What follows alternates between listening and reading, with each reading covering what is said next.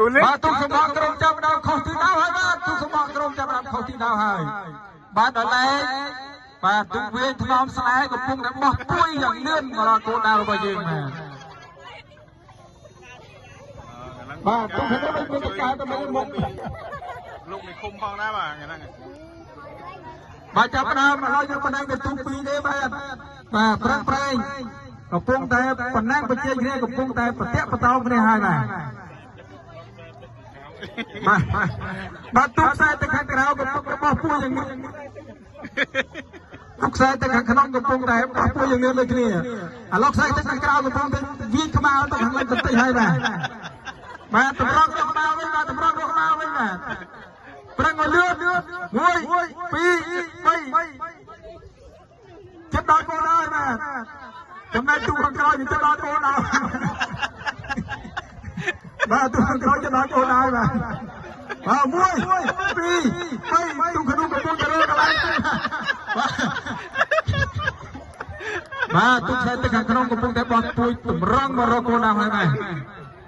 បាទសូមជម្រាបជូនផងដែរថាថ្ងៃនេះឃើញថ្ងៃនេះបងគ្នាកំពុងតែឈោមមើលអ្នកប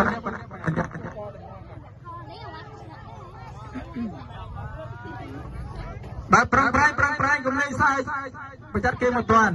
រូបនេះឲ្យដល់គោលដៅទើបជិះជំនះពិតប្រាកដរបស់យើងបាទរូត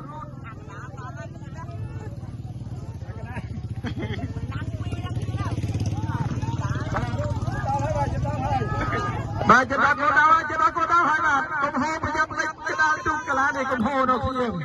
ប្រឹងតែស្មារតីប្រឹងតែកម្លាំងដើម្បីរត់ឲ្យរបស់យើងបាទដល់គោលដៅហើយបាទចិត្តដល់គោលដៅទៀតហើយបាទ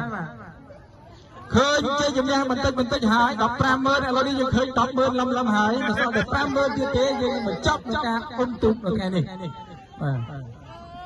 បាទជ័យយោទូក6នាក់នឹងទទួលបានជ័យជំនះសូមអបអរសាទរមួយហូរខ្លាំងទូកលេខ2ចំនួន2នាក់ក្បាលទូកវិញចែវបន្តិចបាទចំណែកទូកលេខ3គឺជាទូកសម្បកក្រុមទូកល្អមែនទេទូកល្អជាងគេបាទសូមអបអរសាទរដល់ទូកលេខ3មកបាទកំពុងតែរំលងរកគោលដៅបាទអរគុណដល់អ្នកឧបត្ថម្ភកម្មវិធីទៅ